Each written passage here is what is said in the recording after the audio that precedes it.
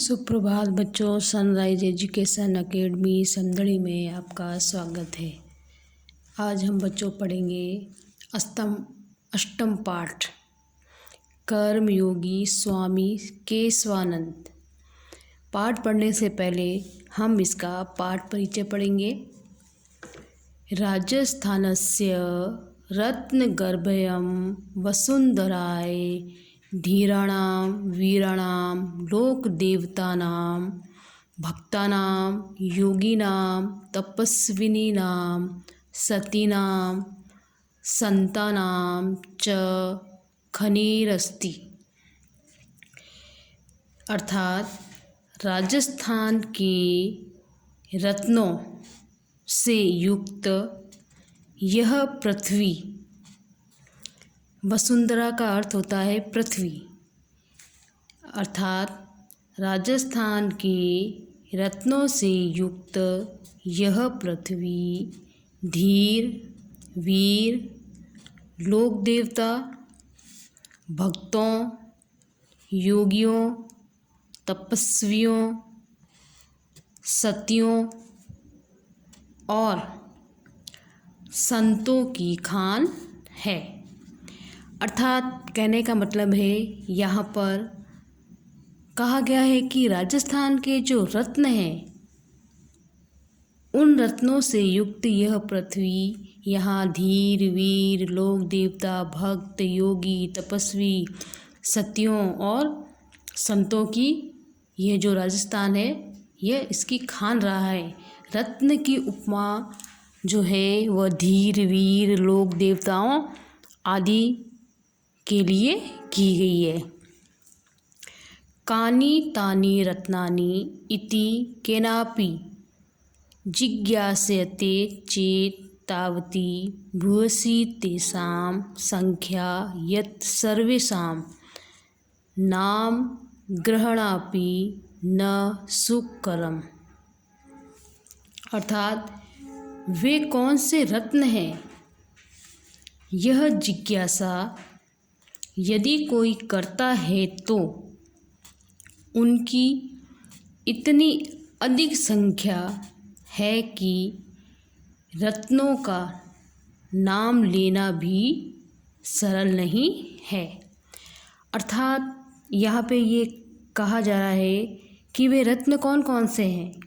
तो यहाँ पे ये जो जिज्ञासा है जानने की, उनकी संख्या जानने की जो जिज्ञासा है, तो उनके नाम लेना, यानी जो भी इस राजस्थान की भूमि पर जिन्होंने वीरों ने जन्म लिया है, तो उनके नाम लेना भी क्या है, सरल नहीं है।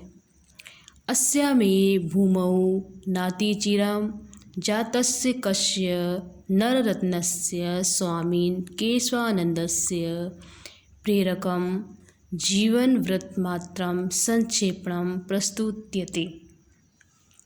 इसी भूमि पर कुछ समय पूर्व यानी पहले उत्पन्न एक मनुष्य रत्न स्वामी केशवानंद का प्रेरक जीवन वृतांत यहाँ संक्षेप में प्रस्तुत किया जा रहा है। तो अब हम जो है पाठ पढ़ेंगे। स्वामी केशवानंदस्य जन्म पौष मासे 1940 तमे विक्रम संवत्सरे, ईस्वी जो है 1883, राजस्थानस्य सीकर जनपदे मंगलूरा ग्रामे अभवत्।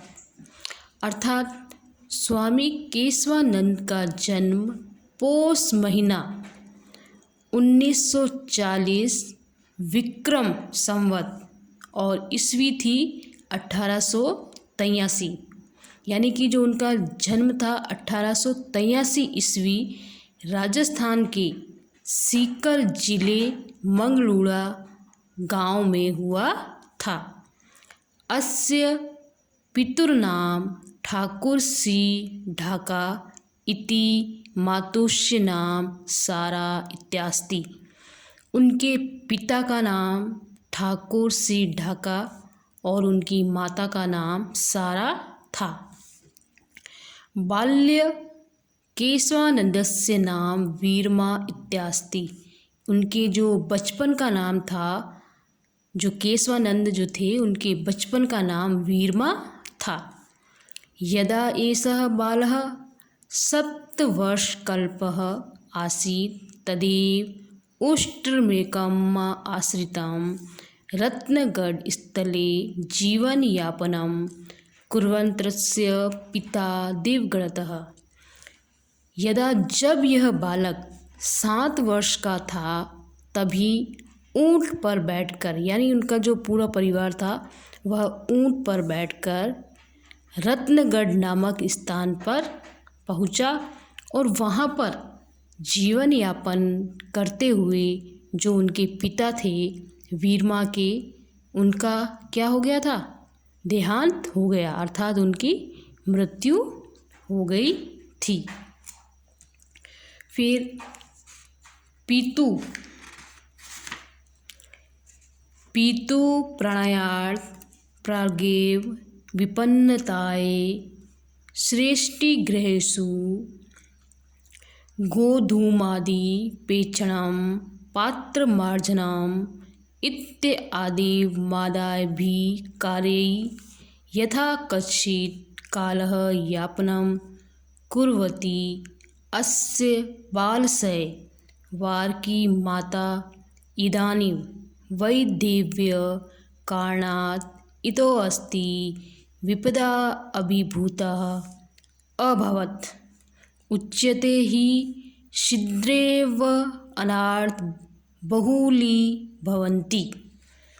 अर्थात पितु यानी पिता की मृत्यु होने के पहले से ही दरिद्रता के कारण सेठों के घरों में गेहूँ जौ आदि को पीसकर और बर्तन मांजना आदि कार्य से जैसे तैसे समय व्यतीत करती हुई इस बालक की बेचारी माता अब विधवा होने के कारण और भी अधिक विपत्तिग्रस्त हो गई थी।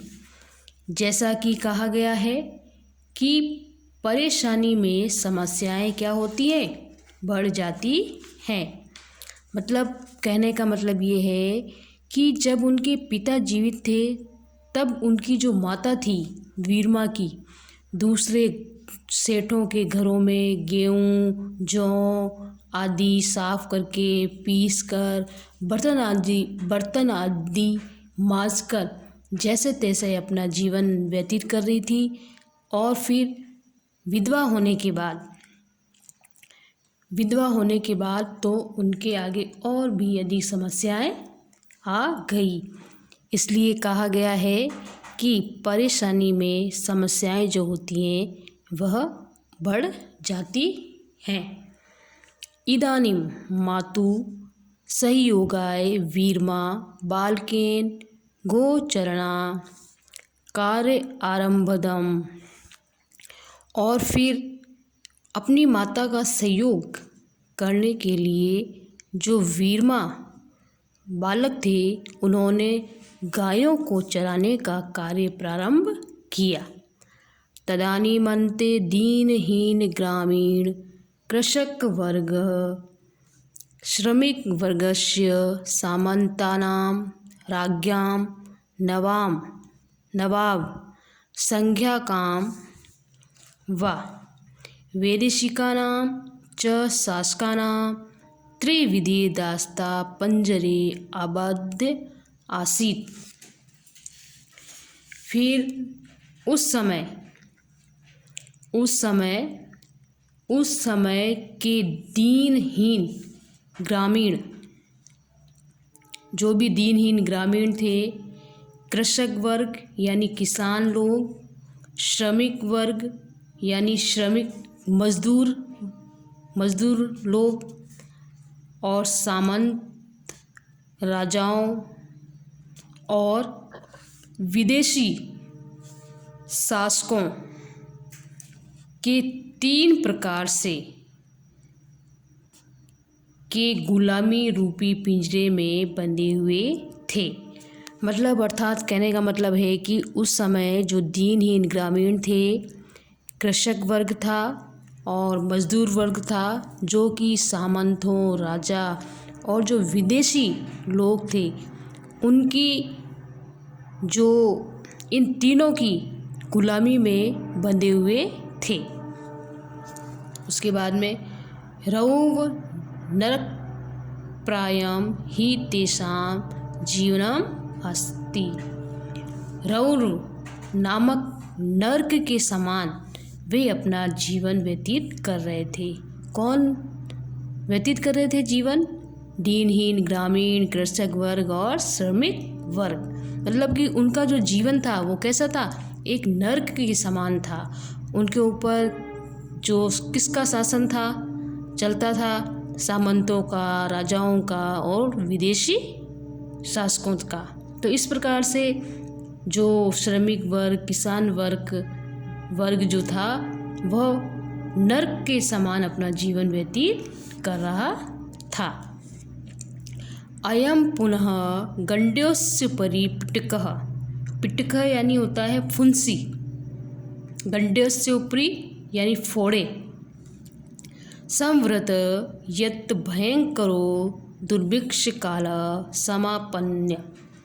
फिर से मतलब दुखी तो वह पहले से ही थे, और फिर से यह एक कहावत है, गंड्योस्य परिपिटक, अर्थात फोड़े के ऊपर फुंसी जैसा हो गया था। यानी दुख और परेशानियां तो पहले ही थी, और फिर जो था भयंकर अकाल पड़ गया था। यानी कि कहावत के अनुसार कहा गया है कि फोड़े के ऊपर फुंसी होना, अर्थात दुख तो पहले से ही था और फिर भयंकर अकाल भी पड़ गया। छप्पनिया अकाट्य इति कुख्याते विक्रम संवत जो था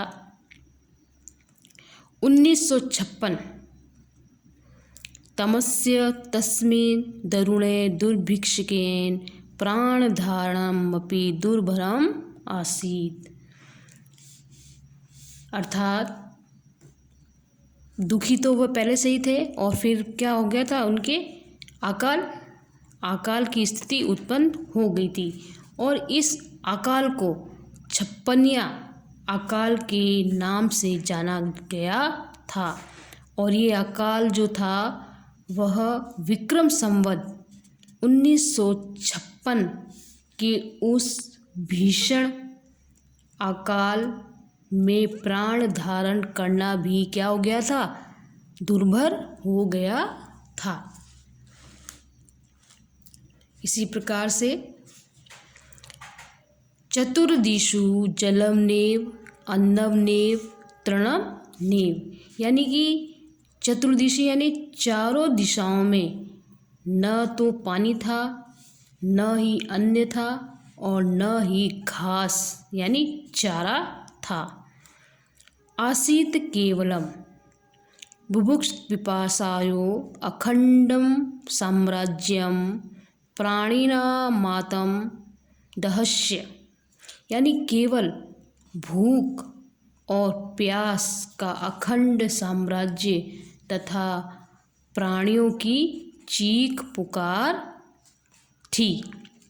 सम्मी वृक्षाणाम अर्थात खेजड़ी का जो पेड़ होता है, तवच्चम यानी छाल, भरुट संज्ञकम घासम च खादित्वा मनुष्या यथा कंचितः प्राणाम रक्षितवन, यानी अकाल इतना भयंकर था, ना पानी था और ना ही भोजन था, कुछ भी नहीं था। केवल जो कुछ लोग थे उन्होंने अपना जीवन कैसे व्यतीत किया? जो खेजड़ी के पेड़ों की जो छाल होती है उसको खाकर और भरुट नामक घास को खाकर जैसे तैसे मनुष्य ने जो थे वह अपने प्राणों की रक्षा कर रहे थे। इस तरह से ऐसा भयंकर अकाल जो था 1956 विक्रम संवत में पड़ा था। पशवः यानी पशु, प्राय काल कवलिता, पशुओं तो मृत्यु के ग्रास बन गए थे, यानी कि जो भी जीव जंतु पशु थे वह उस भयंकर अकाल के क्या बन गए थे, ग्रास बन चुके थे, अर्थात वह मृत्यु को प्राप्त हो गए थे पशु। एतौ माता पितौ पुत्रौ अपि जनपदात् जनपदं ग्रामात् ग्रामं च अटनौत आस्ताम, यानी कि उस अकाल में दोनों माता और पुत्र यानी वीरमा और उनकी माता भी जनपदात यानी नगर नगर और ग्रामात गांव में भटक रहे थे। अस्मिन् अंतरे सतम दुर्भिक्ष प्रातारणै जर्जरिता बलवद् स्वस्था च वीरमा जन्यापि षोडशवर्षदिशीयाम् इमं किशोरीम् एकलं विहाय दिवं प्रणयात। और इसी बीच में जो था निरंतर अकाल की पीड़ाओं को सहते हुए क्षीण, जर्जरिता यानी क्षीण और अत्यंत अस्वस्थ वीरमा की जो माता थी, लगभग 16 वर्ष के इस युवक को अकेला छोड़कर स्वर्गलोक को चली गई। यानी कि जब 7 वर्ष की आयु थी तब तो उनके पिता का देहांत हो गया था, और इस दुख में और अकाल पड़ने की स्थिति में जो उनकी माता थी उनका शरीर बिल्कुल क्षीण हो गया था, कमज़ोर हो गया था, और 16 वर्ष की आयु के जब वीरमा थे तो उनकी माता भी उनको छोड़कर चली गई। फिर तदअंतरम एकलो अपि सन असार संसार दुखावानलः द्वितीयः। फिर उसके पश्चात में जो उनकी माता थी वे भी चली गई थी। दूसरा पैराग्राफ, तदअंतरम एकलो अपि सन असार संसार दुख दावनानल द्वितीय विभुक्षार्थित वीरमा उत्तरशयायां दिशि अज्ञाते पदी अहिंडमानः पंजाबे फिरोजपुरम प्राप्तः।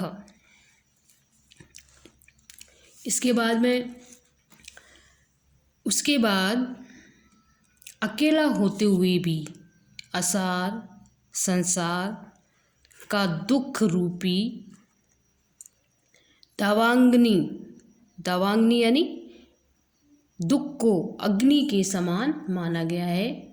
दावाग्नि ही उनका क्या था, साथी था। भूख और प्यास से पीड़ित जो वीरमा थे वे उत्तर दिशा में अज्ञात रास्ते पर भटकते हुए जो पंजाब के फिरोजपुर पहुंच गए थे। अर्थात कहने का मतलब ये है कि जब उनकी माता की मृत्यु हो गई, मृत्यु के पश्चात वे क्या रह गए थे, अकेले रह गए थे उस पूरे संसार में, और दुख के कारण, भूख प्यास के कारण जो वीरमा थे उत्तर दिशा की ओर भटकते भटकते पहुंच गए, और वहाँ पे वे जो है पंजाब के फिरोजपुर पहुंच गए।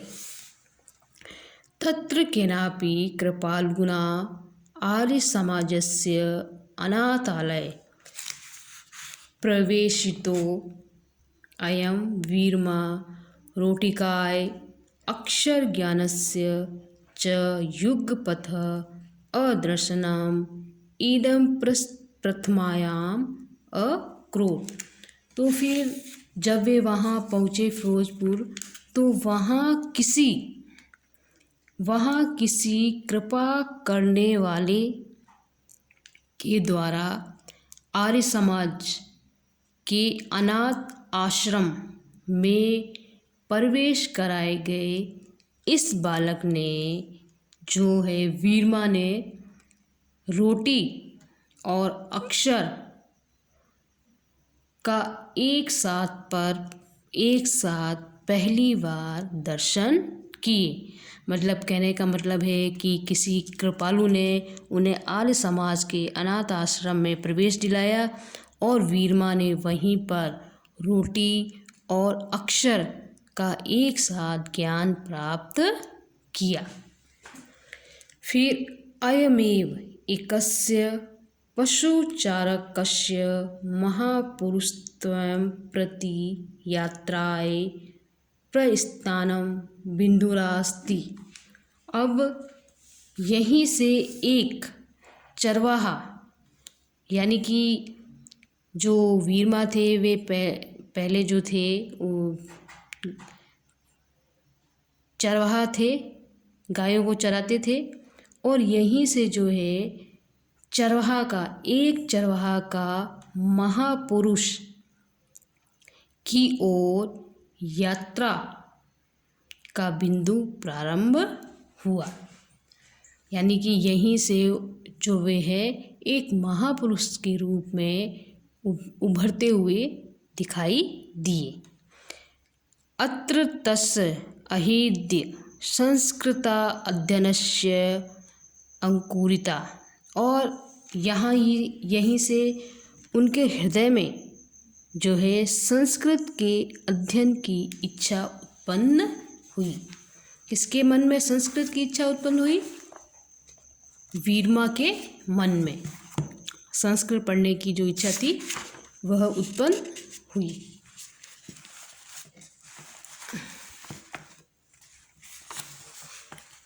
इसके पश्चात जिज्ञासति सति कथिम यत् जाटस्य तब संस्कृतम कियत् सुलभम।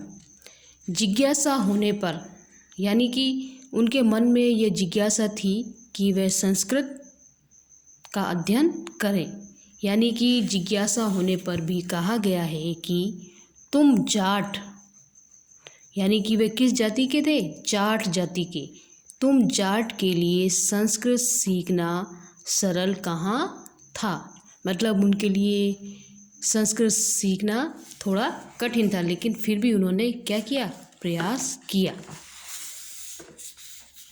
फिर उन्होंने प्रयास किया। इसी के बाद में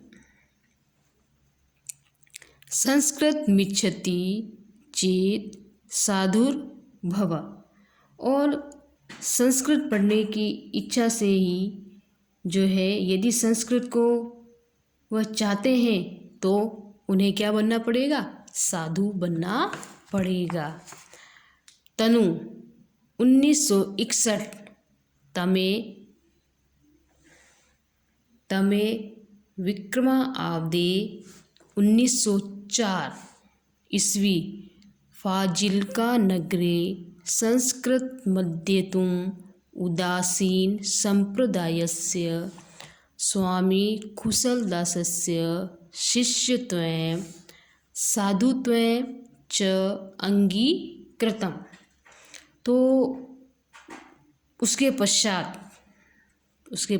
में 1961 में विक्रम संवत और ईस्वी थी 1904 में फाजिल्का नगर में संस्कृत का अध्ययन करने के लिए उदासीन संप्रदाय के स्वामी जो थे, स्वामी कुशलदास का शिष्यत्व और साधु बनना उन्होंने स्वीकार किया। कहने का मतलब है कि 1961 विक्रम संवत और 1904 ईस्वी को फाजिल्का नगर में संस्कृत अध्ययन के लिए उन्होंने उदासीन संप्रदाय के जो स्वामी थे कुशल दास का शिष्य और साधु बनना स्वीकार किया। तत्र गुरुमुखी लिपाए गुरु ग्रंथ साहिब इतस्य पठने च पटवा अधिगतम। और वहाँ पे उन्होंने जो भाषाएं सीखी वे थी, वहाँ उन्होंने गुरुमुखी लिपि में और गुरु ग्रंथ साहिब को पढ़ने में कुशलता प्राप्त की। आगमनी वर्षे प्रयागे कुंभल मेलायामेकेन महात्मान स्वामी केशवानंद इति नाम दत्तम। फिर उसके पश्चात अगले वर्ष प्रयाग में कुंभ के मेले में एक महात्मा द्वारा जो है उन्हें स्वामी केशवानंद का नाम दिया गया। यानी कि अगले वर्ष प्रयाग नामक कुंभ मेले में किसी महात्मा द्वारा उन्हें स्वामी केशवानंद का जो नाम है वह प्रदान किया गया। गुरुवाज्ञां संस्कृता अध्ययनाय हरिद्वारे अमृतसरे चाप्योषितम्। फिर उसके बाद में गुरु की आज्ञा से संस्कृत का अध्ययन करने के लिए हरिद्वार और अमृतसर में भी वे रहे। देशाटनं कुर्वता स्वामिना नगराणां तीर्थाणां मंदिराणां मठानां आश्रमाणां और विद्यालयानां विश्वविद्यालयानां पुस्तकालयानां संग्रहालयानां वनानां पर्वतानां नदीनां ऐतिहासिक स्थलानां च अध्ययनम् अपि कृतम्। और फिर इसके बाद में जो वो अमृतसर में भी रहे और फिर देशाटनम यानी कि देश भ्रमण करते हुए स्वामी जी ने नगरों, तीर्थों, मंदिरों, मठों, आश्रमों, विद्यालयों और विश्वविद्यालयों, पुस्तकालयों, संग्रहालयों, वनों, पर्वत, नदियों और ऐतिहासिक जो स्थल थे उनका भी उन्होंने अध्ययन किया। किसने अध्ययन किया? स्वामी केशवानंद ने। फिर अभी जो है हमारा ये लेसन बहुत बड़ा है तो आज तो ये पूरा हो नहीं पाएगा, लेकिन जितना भी है आज हम इस लेसन को यहीं तक पढ़ेंगे, बाकी का हम अगले दिन पढ़ेंगे। इसके बाद में देखो बच्चों, कुछ आपको है ना इस पाठ के जो है आपको शब्दार्थ लिखने हैं, जो भी आपकी बुक में भी दिए हुए हैं शब्दार्थ। जैसे कि ये जो शब्दार्थ दिए हुए हैं आपकी बुक में, वैसे तो मैं आपको जो है PDF भेजूँगी तो उससे देखकर आप लिख लेना। और अभी मैं ये जो शब्दार्थ इसमें जहाँ तक हमने जो पढ़ लिया है वे शब्दार्थ मैं आपको समझा देती हूँ। सप्तवर्षकल्प यानी लगभग 7 वर्ष का। प्रयाणात यानी जाने से। और प्रागेव पूर्व में यानी पहले ही। श्रेष्ठी गृहेषु यानी सेठों के घरों में। गोधूमादि पेषणम अर्थात जो भी गेहूँ और जो है उसको पीसकर। पात्र मार्जनम यानी बर्तन मांजना। वार की बेचारी, ये बेचारी शब्द जो है उनकी माँ के लिए आया था। वैधव्यम विधवा। छिद्रेशु यानी कमजोरी में और परेशानी में। अनर्थ समस्याएं परेशानियाँ। बहुलीभवन्ति बढ़ जाती है। गोचरणा कार्यम यानी गाय चराने का कार्य। तदानीयन्ते उस समय का। रौब नरकम यानी रौब नामक नरक। गंड्योस्परि यानी फोड़े के ऊपर। पिटकः यानी फुंसी। दुर्भरम यानी कठिन। दारुण यानी भीषण, अति कठोर। बुभुक्षित पिपासायु यानी भूख और प्यास। आहार्दनादः चीख पुकार। सम्मी वृक्षाणाम खेजड़ी के पेड़ों। भरूट संज्ञकम यानी भरूट नाम की घास। अटंटौ यानी भटकना। प्राताड़ई पीड़ित होना। जर्जिता क्षीण यानी कमजोर शरीर। बलवद स्वस्थता यानी अस्वस्थ, शरीर से अस्वस्थ। 16 वर्ष दिशायाम यानी 16 वर्ष के जब वे थे। एकलम एक, विहाय छोड़कर। दिवम पर्ग परलोक यानी दूसरे लोक में गमन करना यानी मृत्यु होना। प्रयात चली गई।